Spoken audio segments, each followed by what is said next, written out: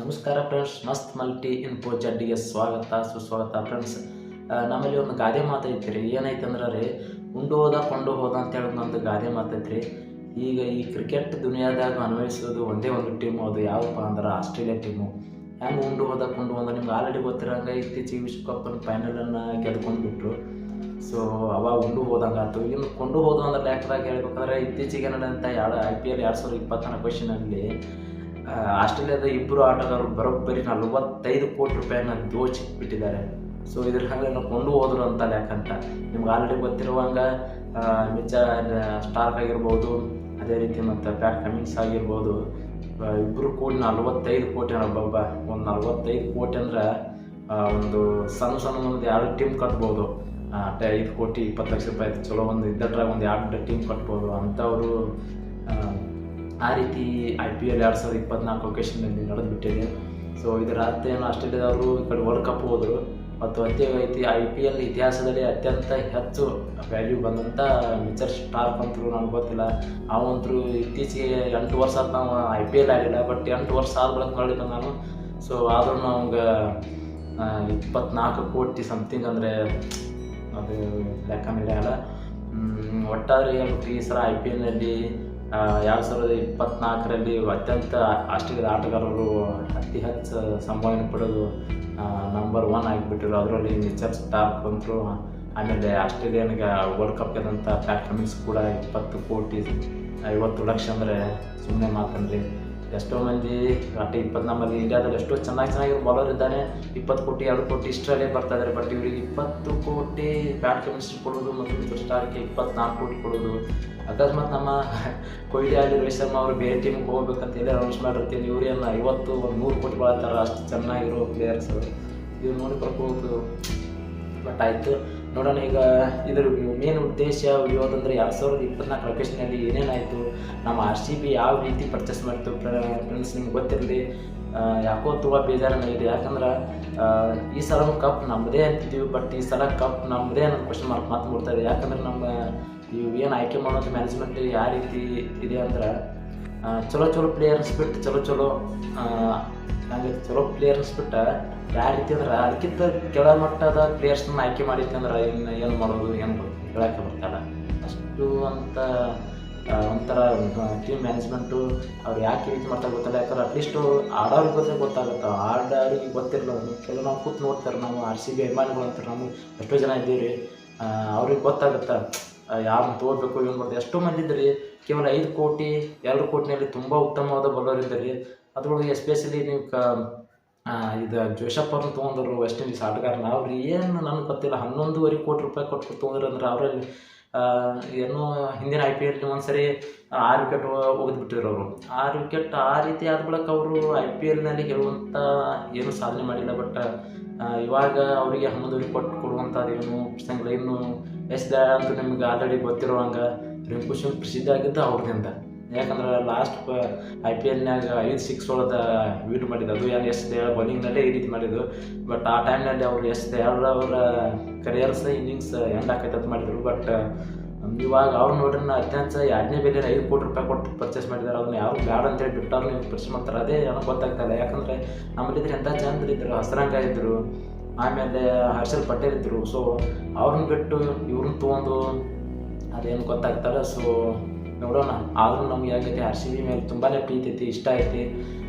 ನೋಡೋಣ ಯಾವ ರೀತಿ ನಮ್ಮ ಟೀಮ್ ಬಲಿಷ್ಠ ಐತಿ. ನಾನು ಹೇಳ್ಕೊಂಡ್ರೆ ನಮ್ಮ ಕೊಹ್ಲಿ ಡುಪ್ಲೇಸ್ ಅವರು ತುಂಬ ಚೆನ್ನಾಗಿ ಆಡ್ತಾರೆ. ಅದರೊಳಗೆ ಮ್ಯಾಕ್ಸ್ವೆಲ್ ಅಂತವ್ರು, ಹರೀಶ್ ಪಟೇಲ್ ಅಂತೂ ತುಂಬ ಚೆನ್ನಾಗಿ ಆಡ್ತಾರೆ. ಸೊ ಬ್ಯಾಟಿಂಗ್ನಲ್ಲಿ ಏನು ಸಮಸ್ಯೆ ಇಲ್ಲ. ಬಟ್ ಬಾಲಿಂಗ್ನಲ್ಲಿ ಸ್ವಲ್ಪ ಸಿರಾಜ್ ಅವರಿಗೆ ಸ್ವಲ್ಪ ಸಪೋರ್ಟ್ ಮಾಡುತ್ತೆ. ಇಂಡಿಯನ್ಸ್ ಚಲೋ ಬಾಲರ್ ಇದ್ದಿದ್ರೆ ಅಥವಾ ತೊಗೊಂಡ್ರೆ ಚೆನ್ನಾಗಿರ್ತದೆ ಅನ್ನಿಸ್ತಿತ್ತು. ಬಟ್ ಇರಲಿ ನೋಡೋಣ. ಆದರೂ ನಾವು ಯಾರನ್ನೇ ತೊಗೊಂಡ್ರು ನಾವು ಏನು ಇದು ಮಾಡಲ್ಲ. ಯಾಕಂದ್ರೆ ನಮ್ಮದು RCB ಅನ್ನೋದು ಫೇವ್ರೆಟ್ ಟೀಮ್ ಐತಿ. ಸೊ ನಿಮ್ಗೆ ಆಲ್ರೆಡಿ ಗೊತ್ತಿರೋಂದ್ರೆ ಆಲ್ರೆಡಿ ನಾವು ವಿಶ್ವಕಪ್ ಫೈನಲಲ್ಲಿ ಇಂಡಿಯಾ ಸೋತಿತ್ತು. ಸೊ ಅದೇ ದುಃಖದಲ್ಲಿ ಇನ್ನೂ ಇದ್ದೀವಿ. ಇನ್ನು RCB ಇಂಥ ಬಾಲರ್ನ ತೊಗೊಂಡ್ರೆ ನಮಗೆ ಯಾಕೋ ಒಂಥರ ಮತ್ತೆ ಸ್ವಲ್ಪ ದುಃಖದಲ್ಲಿದೆ. ಯಾಕಂದರೆ ಇನ್ನೂ ಒಳ್ಳೆಯ ಬಾಲರ್ನ ತೊಗೋಬೇಕಾಗಿತ್ತಲ್ಲ ಅನ್ನೋದೇನೋ ಮನೋಭಾವ ನಮಗೆ ಇತ್ತು. ಸೊ ಇರಲಿ ನೋಡೋಣ. ಅದಕ್ಕಿಂತ ಮೊದಲು ಈಗ ಮೊನ್ನೆ ನಡೆದಂಥ ದುಬೈನಲ್ಲಿ ನಡೆದಂಥ 2024ರ ಹರಾಜು ಪ್ರಕ್ರಿಯೆಯಲ್ಲಿ ಯಾರ್ಯಾರು ಎಷ್ಟು ತೊಗೊಂಡ್ರು ಅಂತ ನೋಡೋಣ. ಈಗ ಮೊದಲಿಗೆ ಫಸ್ಟ್ ನಾವು ಹೇಳಬೇಕಂದ್ರೆ ಮುಂಬೈ ಮತ್ತು CSK ಭಾರಿ ಮಸ್ತ್ ಅಂದ್ರೆ ಮಸ್ತ್. ಅವ್ರು ಏನು ಆ ನಮೂನೆ ಅವ್ರು ಏನು ತೆರಿಗೆ ಅನ್ಬೇಕಲ್ಲ ಅಷ್ಟು ಬಾರಿ ಅವ್ರು ಪ್ಲೇಯರ್ನ ಆಯ್ಕೆ ಮಾಡಿದ್ದಾರೆ. ಅದು ಏನು ತುಂಬ ಕೋಟಿ ಅಲ್ಲ, 10 ಕೋಟಿ ಮೇಲೆ ಇಲ್ಲದೆ ಕಡಿಮೆ ಕೋಟಿಯಲ್ಲೇ ಅವ್ರೇನು ಮಾಡೋದು, ತುಂಬ ಒಳ್ಳೆಯ ಆಟಗಾರನ ಪರ್ಚೇಸ್ ಮಾಡೋದು. ಹೆಂಗಾದ್ರೆ ಒಂದು ಯಾವುದೋ ಉಸಿಕಿನಲ್ಲಿ ಅಥವಾ ಮರಳಿನಲ್ಲಿ ಒಂದು ಡೈಮಂಡ್ ಇರುತ್ತಲ್ಲ, ಆ ರೀತಿ ಪಿಕಪ್ ಮಾಡ್ಕೊಂಡು ಅವರು ಇದು ಮಾಡ್ತಾಯಿದ್ದಾರೆ. ಸೊ ಅವ್ರು ನೋಡಿ ನಮ್ಮ ಮ್ಯಾನೇಜ್ಮೆಂಟ್ ಸ್ವಲ್ಪ ಗೊತ್ತಾಗಿ ಅಥವಾ ಈ ಚೆನ್ನಾಗಿರೋ ಬಲರ್ನ ಅಥವಾ ಏನು ಆಲ್ರೌಂಡರ್ನ ಪರ್ಚೇಸ್ ಮಾಡಿದರೆ ಚೆನ್ನಾಗಿರ್ತದೆ ಅನ್ನಿಸ್ತಿತ್ತು. ಸೊ ಇರಲಿ ನೋಡೋಣ. ಈ ಸಲ ಏನು ಮಾಡೋದು, ಪ್ರತಿ ಸಲ ನಾವು RCB ಸ್ಟಾರ್ಟ್ ಮಾಡಿದೆ ನೋಡೋದು, IPL ಸ್ಟಾರ್ಟ್ ಆದ ನೋಡೋದು, ನಾವು ಈ ಸಲ ನಮ್ಮ ಕಪ್ ನಮ್ಮದೇ ಅಂತ ಅನ್ಕೋತ ಬರ್ತೀವಿ. ಈ ಸಲ ಏನೋ ದೇವ್ರ ಆಶೀರ್ವಾದ ಇದ್ದರೆ RCB ಮತ್ತೆ ಕಪ್ ಗೆಲ್ಲಬೇಕು, ಗೆದ್ದು ಬರಲಿ ಅಂತೇಳಿ ಆಶಿಸುತ್ತಾ ಬರಲಿ. ಇದ್ರ ಬಗ್ಗೆ ಸ್ವಲ್ಪ ನಾವು ಯಾರ್ಯಾರು ಎಷ್ಟು ಪರ್ಚೇಸ್ ಮಾಡಬೇಕು, ಎಷ್ಟು ಹೈಯೆಸ್ಟ್ ಇದೆ ಅಂತೇಳಿ ಸ್ವಲ್ಪ ಈ ವಿಡಿಯೋದಲ್ಲಿ ನೋಡೋಣ್ರಿ. ನೋಡಿರಿ ಫ್ರೆಂಡ್ಸ್, ಈಗ IPL 2024 ಪ್ಲೇಯರ್ ಯಾವ ರೀತಿ ಲೊಕೇಶನ್ ಇದೆ ಅಂತ ಸ್ವಲ್ಪ ನೋಡೋಣ್ರಿ. ಯಾಕಂದ್ರೆ ಮೊನ್ನೆ ನಡೆದಂಥ ಬಿಡ್ಡಿಂಗ್ನಲ್ಲಿ ಯಾರ್ಯಾರನ್ನ ಎಷ್ಟು ಪರ್ಚೇಸ್ ಮಾಡಿದಂಥ ಇವಾಗ ನೋಡಿದ್ರಿ. ಮೊದಲಿಗೆ ನಾವು ಟಾಪ್ ಬೈಸ್ ನೋಡೋಣ ಯಾರ್ಯಾರು ಎಷ್ಟೆಷ್ಟು ಪರ್ಚೇಸ್ ಮಾಡಿದ್ದಾರೆ ಅಂತ. ಸೊ ನಿಮ್ಗೆ ಆಲ್ರೆಡಿ ಗೊತ್ತಿರೋ ನೋಡಿರಿ, ಕೋಲ್ಕತ್ತಾ ನೈಟ್ ರೈಡರ್ಸ್ ಅವರು ಮಿಚೆಲ್ ಸ್ಟಾರ್ಕ್ ಅವ್ರನ್ನ ಬೌಲರ್ ಆಗಿದ್ದಾಗಿ 24,75,00,000 ಇಲ್ಲಿ ನೋಡಿರಿ, 24,75,00,000 ಪರ್ಚೇಸ್ ಮಾಡಿದ್ದಾರೆ. ಅದೇ ರೀತಿ ಸನ್ರೈಸ್ ಹೈದರಾಬಾದ್ ಕೂಡ ಪ್ಯಾಟ್ ಕಮಿನ್ಸ್ ಮೊನ್ನೆ ಏನು ಆಸ್ಟ್ರೇಲಿಯಾ ಆಲ್ರೌಂಡರ್ ಇದ್ದಾರಲ್ಲ, ನಾಯಕ ಇದ್ದಾರಲ್ಲ, ಅವ್ರನ್ನ ಕೂಡ 20,50,00,000. ನಿಮ್ಗೆ ಆಲ್ರೆಡಿ ಹೇಳಿದ್ದು ಉಂಡು ಹೋದ ಅಂತ ಎದಕ್ಕೆ ಥರದ್ದು ಇದಕ್ಕೆ ನೋಡಿರಿ. ಯಾಕಂದ್ರೆ ಆಲ್ರೆಡಿ ಇವರು ಮೇನ್ ನೋಡಿರಿ ಎಷ್ಟು ಟೋಟಲ್ 45 ಕೋಟಿ ಬರೀ ಇಬ್ಬರೇ ಆಟಗಾರದು, ಆಸ್ಟ್ರೇಲಿಯಾ ಆಟಗಾರದು ಮೇನ್ ಟಾಪ್ 2ನಲ್ಲಿ ಅವರೇ ಇದ್ದಾರೆ ಪರ್ಚೇಸ್ನಲ್ಲಿ. ಸೊ ಕೊಂಡು ಹೋದ ಅನ್ನೋಕೆ ಆಸ್ಟ್ರೇಲಿಯಾದವರು ವಿಶ್ವಕಪ್ನ ಹೋದರು, ಅದರಲ್ಲಿ IPLನ ಸೀಸನ್ ಅತಿ ಹೆಚ್ಚು ಅಮೌಂಟನ್ನು ಅವರೇ ಕಬಳಿಸಿದ್ರು. ಸೊ ಅದಕ್ಕೆ ಹೇಳಿದೆ ನಾವು ಕೊಂಡು ಹೋದಂತ. ಇನ್ನು ಚೆನ್ನೈ ಸೂಪರ್ ಕಿಂಗ್ಸ್ದವರು ಮಿಚೆಲ್ರನ್ನು ಆಲ್ರೌಂಡರನ್ನೇ 14 ಕೋಟಿ ರೂಪಾಯಿ ಕೊಟ್ಟು ಪರ್ಚೇಸ್ ಮಾಡಿದ್ದಾರೆ. ಸೊ ಅದೇ ರೀತಿ ಪಂಜಾಬ್ ಕಿಂಗ್ಸ್ ನೋಡಿರಿ, ಹರ್ಷಲ್ ಪಟೇಲ್ ನಾವು ಬ್ಯಾಡ್ ಅಂತೇಳಿ ಬಿಟ್ಟಿದ್ರು. ಹರ್ಷಲ್ ಪಟೇಲ್ ಅವ್ರನ್ನ ಬ್ಯಾಡ್ ಅಂತ ಬಿಟ್ಟಂಥ ಹರ್ಷಲ್ ಪಟೇಲ್ನ ಅವ್ರಿಗೆ ಗೊತ್ತಿದೆ ಉತ್ತಮವಾದ ಬೌಲರ್ ಇದ್ದಾನೆ ಅಂಥೇಳಿ ಅವ್ರಿಗೆ ಗೊತ್ತಿದೆ. ಸೊ ಅವ್ರು ಏನು ಮಾಡ್ರು 11,75,00,000 ಕೊಟ್ಟು ಇನ್ನೇನು ಮಾಡಿ ಪರ್ಚೇಸ್ ಮಾಡ್ರು ಅವರು 11 ಕೋಟಿ. ನಾವು ಬ್ಯಾಡ್ RCB ಬಿಟ್ಟಂಥ ಪ್ಲೇಯರ್ ನೋಡ್ರಿ ಹರ್ಷಲ್ ಪಟೇಲ್ ಅವರು. ಸೊ ಅವ್ರು ಪರ್ಚೇಸ್ ಮಾಡಿದ್ದಾರೆ.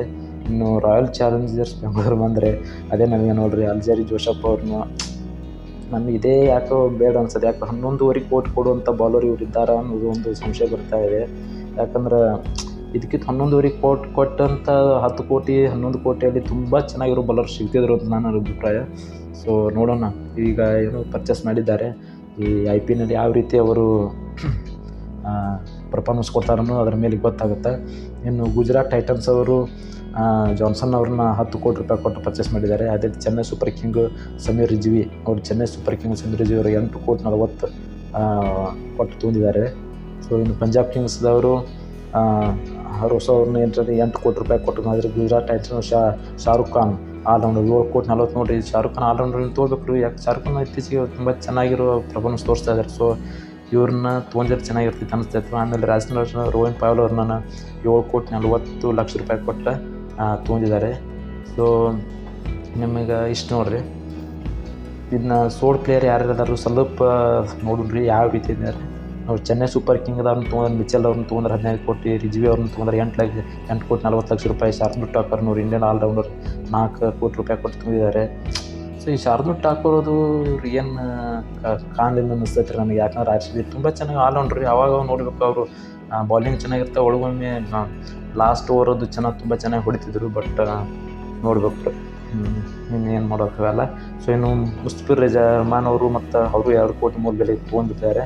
ಸೊ ಇವ್ನು ನೋಡ್ರಿ ಸಚಿನ್ ರವೀಂದ್ರ ಇತ್ತೀಚೆಗೆ ವಿಶ್ವಕಪ್ನಲ್ಲಿ ನ್ಯೂಜಿಲೆಂಡ್ ಆಟಗಾರ, ತುಂಬಾ ಅದು ಭಾರತೀಯ ಮೂಲದ ಆಟಗಾರ ನೋಡಿರಿ. ಒಟ್ಟು 1,80,00,000 ಇವ್ನು ತೊಗೊಂಡ್ರೆ ಏನಾಗಿತ್ತು, ಆಲ್ರೌಂಡರ್ ಬೌಲರಿಂಗ್ ಹಾಕ್ತಿದ್ದು ಪ್ಲಸ್ ಅಟ್ಲೀಸ್ಟ್ ಈ ಯಶ್ ದಯಾಳು ಅವ್ರನ್ನ ಬೌಲಿಂಗ್ಗೆ ಓಕೆ ನಮ್ಮ ಬೌಲಿಂಗ್ ಬೇಕಾಗಿತ್ತು ತೊಗೊಂಡಿದ್ದು. ಬಟ್ ಅಟ್ಲೀಸ್ಟ್ ಇಂಥವ್ರನ್ನ ಸ್ವಲ್ಪ ತೊಗೊಂಡ್ರೆ ಹೆಂಗೆ ಎನರ್ಜೆಟಿಕ್ಕು. ಸೊ ತುಂಬ ಅನುಕೂಲ ಆಗ್ತಾಯಿತ್ತು ಮಾಡಿದ್ವಿ. ಬಟ್ ನನಗಂತೂ ರವೀಂದ್ರ ಅವರು ಇವ್ರು ಏನು ಆಡಿದಾರಲ್ಲ ವಿಶ್ವಕಪ್ನಲ್ಲಿ, ನನಗೆ ತುಂಬಾ ಇಷ್ಟವಾದ ಆಟಗಾರ ನ್ಯೂಜಿಲೆಂಡ್ ಪರವಾಗಿ. ಸೊ ಇರಲಿ ನೋಡೋಣ ಮುಂದೆ ನೆಕ್ಸ್ಟ್ ಯಾವ ಚೆನ್ನಾಗಿ ಆಡ್ತಾರೆ, ಇಲ್ಲಿ ಹೆಂಗೆ ಆಡ್ತಾರೆ ಅಂತ ನೋಡೋಣ.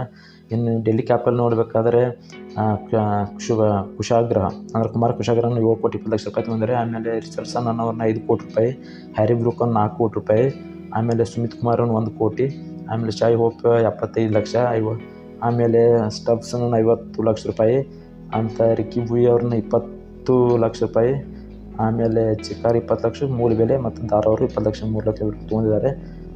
ಐ ಮೀನ್ ಗುಜರಾತ್ ಟೈಟನ್ಸ್ ಬಂದರೆ ಮೇನ್ ಜಾನ್ಸನ್ ಅವ್ರನ್ನ 10 ಕೋಟಿ ರೂಪಾಯಿ ಕೊಟ್ಟು ತೊಗೊಂಡಿದ್ದಾರೆ. ಅದೇ ರೀತಿ ಶಾರುಖ್ ಖಾನ್ ಅವ್ರನ್ನ 7,40,000 ಆಲ್ರೌಂಡರು 7,40,00,000 ರೂಪಾಯಿನ ಕೊಟ್ಟು ತೊಗೊಂಡು ಉಮೇಶ್ ಯಾದವ್ ನಮ್ಮ ಭಾರತೀಯ ಬಾಲರು 5,80,00,000 ರೂಪಾಯಿನ ಪರ್ಚೇಸ್ ಮಾಡಿದ್ದಾರೆ. ನೋಡಿ ತುಂಬ ಚೆನ್ನಾಗಿದೆ. ಮಿನೇಜ್, ಮಿಶ್ರಾ, ತ್ಯಾಗಿ, ಆಮೇಲೆ ಒಮರ್ ಜೈ, ಸುತಾರ ಇವರೆಲ್ಲ ತುಂಬ ಚೆನ್ನಾಗಿರೋ ಇಂಡಿಯನ್ ಬೌಲರ್ ಇದ್ದಾರೆ. ಸೊ ಇವ್ರನ್ನ ಪರ್ಚೇಸ್ ಮಾಡಿದ್ದಾರೆ. ಇನ್ನು ಕೋಲ್ಕತ್ತಾ ನೈಟ್ ರೈಡರ್ಸ್ ನೋಡ್ರಿ, ನಮಗೆ ಕೋಲ್ಕತ್ತಾ ನೈಟ್ ರೈಡರ್ಸ್ ಇವ್ರನ್ನ 24 ಕೋಟಿ ಕೊಡುವಂಥ ಯಾಕೆ ತೊಂದರೆ ಅಂತ ಗೊತ್ತಾಗಲಿಲ್ಲ.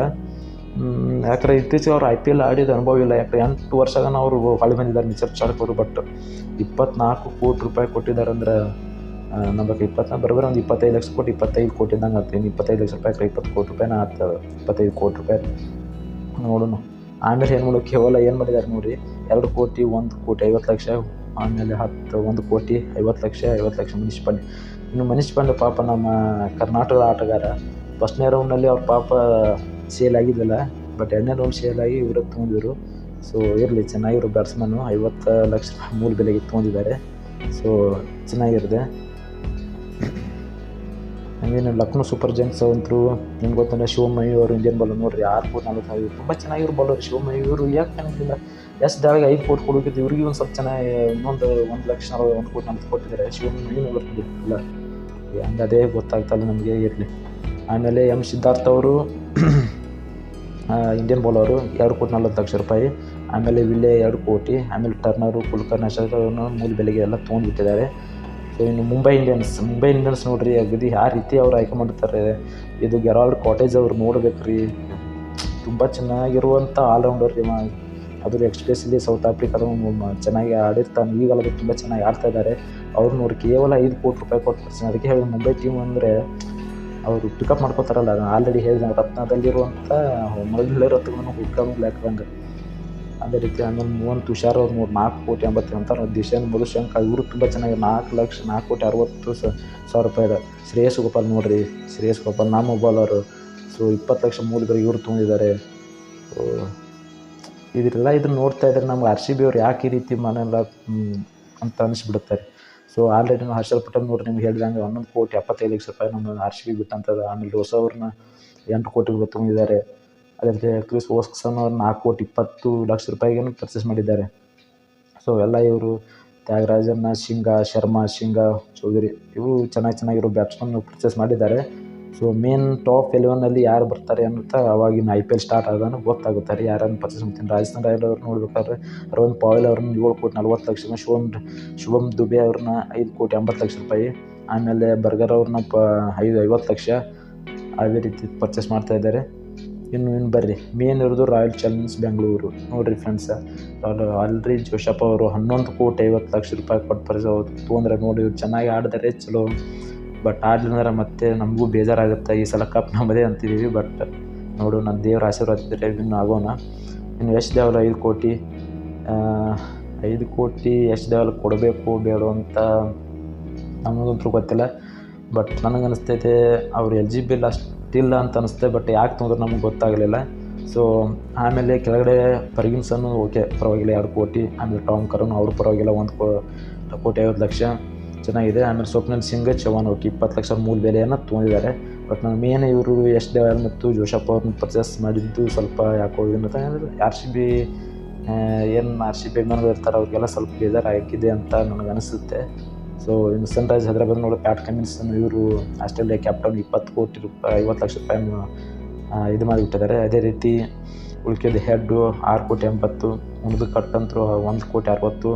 ಹಸ್ರಂಗ ನಾವು ಬೇಡ ಅಂತ ಬಿಟ್ಟತ್ತು 1 ಕೋಟಿ 50. ಅಗದಿ ಕಡಿಮೆ ರೇಟ್ನಾಗ ಸಿಕ್ಕರವ್ರಿಗೆ ಫುಲ್ಲ ತುಂಬ. ಯಾಕಂದ್ರೆ ಹಸ್ರಂಗ ವಾಸರ ಏನು ಚೆನ್ನಾಗಿ ಆಡಲಿಲ್ಲ ಅಂದ್ರೂ ಪರವಾಗಿಲ್ಲ, ಬಟ್ ತುಂಬ ಒಳ್ಳೆಯ ಬೌಲರ್ ಆಲ್ರೌಂಡರ್ ಅವನು. ಸೊ ನೋಡೋಣ ಅವರಲ್ಲಿ ಹೆಂಗೆ ಆಡ್ತಾನಂತ. ನೋಡಿದ್ರಲ್ಲ ಫ್ರೆಂಡ್ಸ್, ಇದು ಈ 2024ರ IPL ಅಕ್ವಿಷನ್ ಈ ರೀತಿ ಇದೆ. ನೋಡಿದ್ರೆ ಫ್ರೆಂಡ್ಸ್ ಈ ರೀತಿ ಇದೆ ಅಕ್ವೇಷನ್ನು. ಸೊ ನಮ್ಮ RCB ಮತ್ತು ಈ ಸಲ ಕಪ್ ಗೆಲ್ಲಿ, ಯಾಕಂದ್ರೆ ತೊಗೊಂಡಂಥ ಯಾವುದು ಎಷ್ಟು ಲೆವೆಲ್ ಆಗಿರ್ಬೋದು, ಬೇರೆ ಬೌಲರ್ ಜೋಶಪ್ಪ ಅಲ್ಜೇರಿ ಅವರಾಗಿರ್ಬೋದು ತುಂಬ ಪರ್ಫಾರ್ಮೆನ್ಸ್ ತುಂಬ ಚೆನ್ನಾಗಿ ಮಾಡಲಿ. ನಮಗೆ IPL ಗೆಲ್ಲುವಂಥ ಒಂದು ಸಾರಿ ನಮ್ಮ ಕಪ್ ಗೆಲ್ಲುವಂಥ ಅವಕಾಶ ಮಾಡ್ತಿಲ್ಲ ಅಂತ ಹೇಳ್ತಾ ಫ್ರೆಂಡ್ಸ್, ವಿಡಿಯೋ ಇಷ್ಟ ಆಗಿದ್ರೆ ಪ್ಲೀಸ್ ನನ್ನ ಚಾನಲ್ನ ಸಬ್ಸ್ಕ್ರೈಬ್ ಮಾಡಿ, ಅದೇ ರೀತಿ ಶೇರ್ ಮಾಡಿ ಅಂತ ಹೇಳ್ತಾ ಒಂದೇ ಜೈ ಹಿಂದ್ ಜೈ ಕರ್ನಾಟಕ.